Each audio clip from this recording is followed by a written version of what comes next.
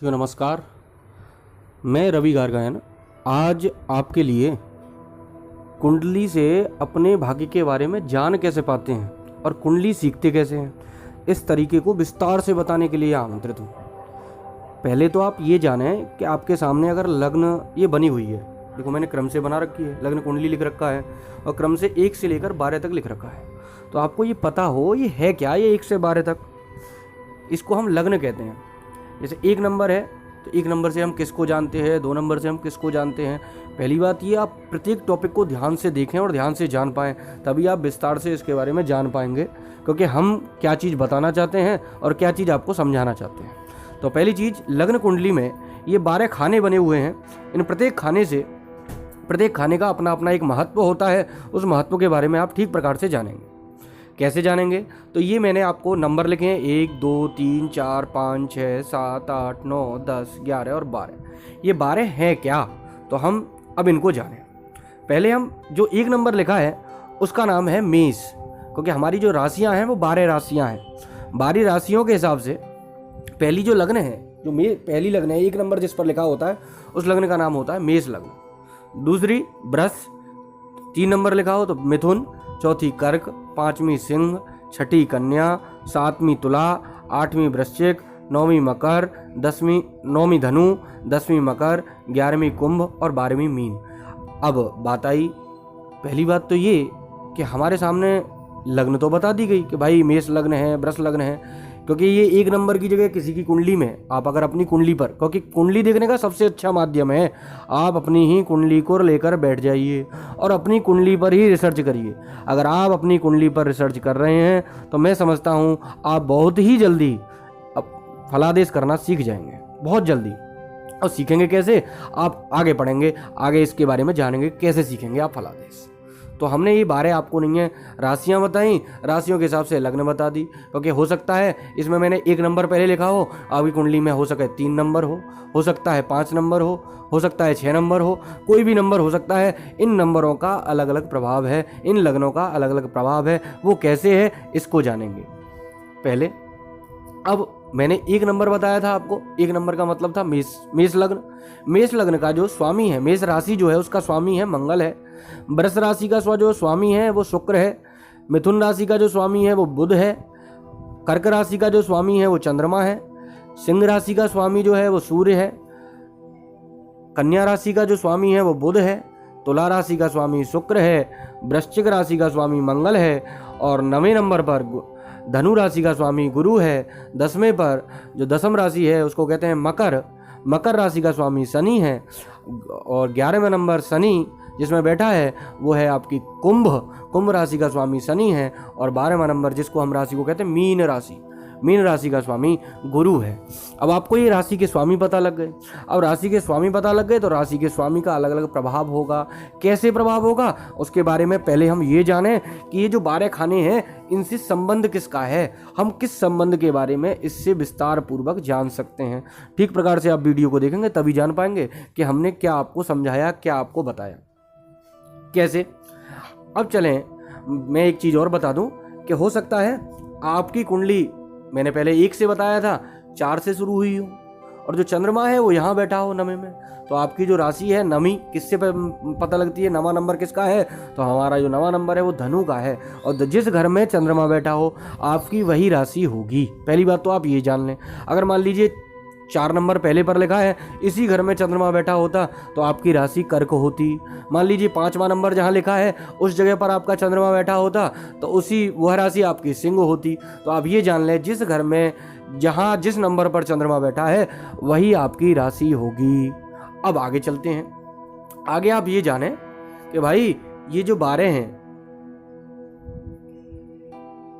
कैसे जानेंगे कि हमारे जो 12 खाने हैं उनसे पहचान कैसे होगी कि हम अपने शरीर के पूरी शारीरिक संरचना को किस प्रकार से जानें कि हमारे शरीर में किस चीज़ को कुंडली के माध्यम से निर्धारित किया जाता है। तो सबसे पहला नंबर जो 1 है, वो जो 1 नंबर का जो भाव है उस भाव में हम तन भाव को देखते हैं। तन माने हमारा जो शरीर है उस शरीर के बारे में हम जानते हैं। दूसरे से धन भाव को, तीसरे से सहज जिसमें भाई बहन, चौथा सुहृत, 5वां सुत, 6ठा रिपु, 7वां जाया, 8वां मृत्यु आयु, 9वां भाग्य, 10वां कर्म, 11वां आय और 12वां व्यय। अब पहली बात आपके मन में प्रश्न उठा होगा कि भाई ये तो बता दिए, इनसे समझ में तो कुछ नहीं आया कि भाई ये तनु क्या है, धन क्या है, सहज क्या है, श्रुत क्या है, सुत क्या है, रिपु क्या है, जाया क्या है। अब हम इसको विस्तार से आपको समझाते हैं। अब एक बात और समझ लें, जो ग्रह है जिस घर में बैठा है उसका प्रभाव कैसे होगा, हम इसको इसके आगे वाली वीडियो में जानेंगे। लेकिन पहले हम ये जानेंगे कि इन सब ग्रहों में, इन सब भावों में हम किस किस चीज़ों की जानकारी प्राप्त कर सकते हैं। पहली चीज, सबसे पहला भाव था तन भाव। अब तन भाव से हम रूप, रंग, आकृति, प्रकृति, स्वभाव, मस्तिष्क और अपने दादा के बारे में जान सकते हैं। दूसरा भाव था धन भाव। धन भाव से हम वाणी, हमारी वाणी कैसी है, हम पर धन कितना है, हमारी पैतृक संपत्ति कितनी है, हमारा कुटुंब कैसा है, हमारा परिवार कैसा है, हमारा दायां नेत्र। इसी से हमारे दाएं नेत्र के बारे में भी जाना जाता है कि मान लीजिए इस घर में अगर द्वितीय भाव में सूर्य बैठा है तो इससे हमारे दाएं नेत्र की रोशनी को हम प्रभावित करता है। इसको हम जानेंगे, आगे जानेंगे। अभी पहले हम इस भाव के बारे में जानें। अगला तीसरा भाव जो है तृतीय, उसको हम कहते हैं सहज भाव। भाई, बहन, नौकर, साहस, अवसाद, प्रवास, कहाँ हमें घूमने जाना है, हमारा गला, हमारे कान, हाथ, नाक और औषधि, इन चीज़ों के बारे में हमें जानना है। आप अपनी कॉपी और पेंसिल लेकर बैठें। आपको अगर कुंडली सीखनी है तो, और कुंडली सीखनी नहीं केवल नहीं है, देखना ही देखना है, तो सोच लीजिए देखने से कुंडली नहीं आएगी। आप कॉपी पेंसिल लेकर बैठें और जानें किस प्रकार से हमने आपको विस्तार से कुंडली सिखाई। अगर आप इस पूरी वीडियो को विस्तार से देखते चले जाएंगे तो मैं समझता हूँ आप धीरे धीरे कुंडली में विशेषज्ञ बन जाएंगे और किसी भी कुंडली को देखकर बता देंगे कि इस कुंडली में क्या दोष है, ये कैसी कुंडली है, और पहचान कर बता देंगे। तो अब आज हमने पहली वीडियो से आपकी शुरुआत करी कुंडली की, आप ठीक प्रकार से जान पाएंगे। तो शुरुआत से ही इसको क्रम से देखें, ये ना हो बीच बीच से आप देखेंगे, जब बीच से देखेंगे तो नहीं जान पाएंगे। अब आते हैं हम चौथे भाव पर, जो चतुर्थ भाव था। चतुर्थ भाव हमें सुहृत भाव कहते हैं। सुहृत माने सुख। भूमि, भवन हम चौथे भाव से देखते हैं। जायदाद, हमारे पास पैतृक जो जायदाद है वो कितनी होगी। बाग बगीचे, कृषि, कर्म, वाहन, भूमिगत धन, हृदय, छाती, हमारा हृदय का जो कंपन है, हृदय आदि रोग भी हैं वो भी इनसे देखा जाए। छाती हमारी। नौकर, माता, माता को भी इससे देखा जाता है। पूछते हैं आपकी माँ कैसी है, तो चौथे भाव से ही डिसाइड होगी आपकी माँ का भाव है। ससुर, आपके ससुर भी हैं इसमें। जल में डूबने या यात्रा करने का इससे ही पता लगता है। पांचवा भाव, ये संतान का भाव है कि आपकी कितनी संतान है। किसी व्यक्ति की संतान नहीं हो रही है तो इस पांचवें भाव से ही डिसाइड करना पड़ेगा कि भाई संतान होने का कारण क्या है, किस ग्रह की युति बनने से हमारे संतान नहीं हो पा रही या हमारे संतान हो रही है, यही कारण आप जानेंगे। तो पहले ही संतान भाव से हम क्या देखेंगे, विद्या, बुद्धि, हमारी लॉटरी, सट्टा, आकस्मिक धन जिसकी हमें कभी आकांक्षा नहीं रहती वो मिलेगा कि नहीं, या लाभ होगा या हानि होगी। वैदेशिक भाषा माने और भी विदेशी भाषा हम जो जानते हैं वो इसी से। मशीनरी, औजार का ज्ञान, केमिकल औषधि, क्या हम इन औषधि के बारे में भी जानते हैं। शोध प्रबंध, हम शोध कैसे कर पाते हैं। रचना, संतान व संतान के आचरण कैसे होंगे। रूप रंग का विचार, हमारा रूप रंग माने संतान का रूप रंग कैसा होगा। धातु क्षय, हम जो नहीं है हमारे शरीर में पौष्टिकता जो आती है वो धातु से आती है, हमारा धातु पौष्टिक है तो हमारा शरीर पौष्टिक होगा। तो इसी प्रकार धातु क्षय के बारे में भी जानेंगे। पेट, पीठ का सुख दुख, हमारा पेट और पीठ भी इसी से निर्धारित होता है कि हमारी कमर में बड़ा दर्द है, पेट बढ़ता ही जा रहा है। तो ये सब चीज़ें भी आप संतान भाव से ही जानेंगे। पेट संबंधी विकार भी इसी से जानेंगे। मंत्र सिद्धि, जो लोग तंत्र विद्या में नहीं पारंगत होते हैं वो मंत्र सिद्धि में पारंगत कब होंगे, जब उनका संतान पक्ष बलवान होगा। स्त्रियों का मासिक धर्म भी इसी से निर्धारित किया जाता है। अब आता है छठा भाव, रिपु भाव कहते हैं। रिपु माने होता है शत्रु, शत्रु या यश। अपयश, पाँव संबंधी विचार, हमारे पाँव में जो रोग है वो पता लगेगा। रोग या चोरी का भय, ये भी पता लगेगा। गुप्त शत्रुओं से हानि, कितनी शत्रुओं से हमें हानि होगी या लाभ होगा ये भी पता इसी से लगेगा। चाची या मामा से हानि या लाभ ये भी पता लगेगा। कुष्ठ या व्रण, हमें कुष्ठ माने कोढ़ संबंधी विकार होगा कि नहीं होगा, ये सब हमें छठा भाव, जो छठा नंबर आपने देखा था वो छठे भाव से हमें इसका पता लगता है। अब सातवें नंबर पर आते हैं। हमारा जो सातवां नंबर है, स्त्री या प्रतिभाव, जिसे हमने जाया कहा था। जाया माने पत्नी का भाव है, पत्नी भाव है। पति भाव या पत्नी भाव कुछ भी कह सकते हैं। स्त्रियां हैं तो पति भाव होगा उनका, अगर पुरुष हैं तो स्त्री भाव होगा उनका।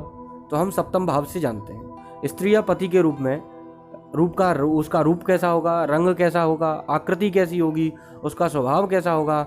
विवाह के दिशा का ज्ञान भी इसी से होगा, कौन सी दिशा में हमारा विवाह होगा। आगे जब आप वीडियो देखेंगे तो आप जान पाएंगे कि हमारे विवाह की दिशा कौन सी होगी, किस दिशा में हमारा विवाह हो रहा है, कैसे कैसे किस किस चीज़ों के ग्रह से इसकी युति हो रही है, कौन सा योग बन रहा है, सब चीज़ आप विस्तार से जान पाएंगे। लेकिन शुरुआत से आप वीडियो देखेंगे तभी जान पाएंगे, ये ध्यान रखना। तो भागीदारी या स्वच्छंद व्यापार आपका, कैसे व्यापार करेंगे आप। गुह्य भाग में रोग, तो इससे हमारा नहीं है, जो नीचे का हिस्सा है इसे गुह्य भाग कहते हैं, उसमें कौन सा रोग है ये भी उसी से हम सप्तम भाव से जानते हैं। दादी के सुख दुख का विचार इसी से हम करते हैं। अब आठवां भाव जिसे हम मृत्यु कारक भाव कहते हैं, हमारी आयु, मान अपमान, जिससे हमें कहते हैं ना कभी कभी जिसके हमें आकांक्षा नहीं होती वैसा हो जाता है, सोचते हैं सुख मिलेगा, मिल गया दुख। तो ये अष्टम भाव से होता है। अष्टम भाव में पापी ग्रह बैठने पर पापी ग्रह जैसा प्रभाव देगा, पुण्य ग्रह बैठने पर पुण्य ग्रह जैसा प्रभाव देगा, लेकिन देगा कष्टकारी। बहुत कम है कि जो हमें लाभकारी दे। लाभकारी कौन सा प्रभाव देगा, क्योंकि ये पापी ग्रह है, पापी घर है, तो पापी घर में पापी ग्रह ही अच्छा प्रभाव देगा, पुण्य घर अच्छा प्रभाव बहुत कम देगा। देगा तो जरूर लेकिन कम देगा। अगला आयु भाव से हम क्या जाने, हमारी आयु कितनी है। हमें रोग, विष, विषैले जंतु का भय, ये बात आप ध्यान रखना कि हम अष्टम भाव में जो ग्रह बैठा है उस ग्रह से उस बीमारी का हम 80% तो काउंट कर लें कि भाई वो बीमारी हमें उसी से मिलेगी। मान लीजिए आपके घर में इसमें अष्टम में चंद्रमा बैठा है, तो चंद्रमा हमें क्या देता है, शीतलता, सर्दी, जुकाम। मान लीजिए मंगल बैठा है तो मंगल क्या देता है, सर दर्द। ऐसे हर एक ग्रह का अपना अपना प्रभाव है अष्टम ग्रह में बैठने के बाद। लेकिन अब इसको बारे में मैं अभी इस वीडियो में पूरा क्लियर नहीं करूंगा। जब मैं इसको पढ़ाऊंगा या इसको समझाऊंगा तो आगे इसके बारे में विस्तार से समझाऊंगा। तो आगे आत्महत्या, लोग आत्महत्या कर लेते हैं, वो इसी घर से करते हैं, लोगों के मन में विचार इसी से आता है। एक्सीडेंट कब है, एक्सीडेंट जो होता है वो इसी ग्रह से होता है, घर से होता है। तो इस भाव के बारे में आप याद रखना कि हमारा एक्सीडेंट हुआ तो इस ग्रह की युति से हुआ, कैसे हुआ ये सब आप जान पाएंगे। चोरी इसी से व्यक्ति सीखता है। पाँव के कष्ट, चोट चपेट, ऋण या कर्ज, ये सब इसी अष्टम भाव से हम जानते हैं। अब नवम भाव पर आते हैं। नवम भाव हमारा भाग्य का है। भाग्य के बारे में, हमारा भाग्य कैसा रहेगा। आपने अपने हाथ में एक अंगूठी के पास एक बड़ी रेखा देखी होगी, उसके बीचों बीच में, हमारे हाथ के बीचों बीच में एक लंबी रेखा बन जाती है, वो इस भाग्य रेखा पर निर्धारित होती है। ये भाग्य हमारा कैसा है, हमारी उन्नति होगी या अवनति होगी। धर्म, वैराग्यता, इसी के माध्यम से हम जानते हैं हम कितना धर्म करेंगे या हम कितने वैरागी होंगे। हम धर्म करेंगे या अधर्म करेंगे, इसके बारे में भी इसी से जान पाएंगे। देवालय, हम देवालय जाएंगे कि नहीं जाएंगे, ये भी इसी से जानेंगे।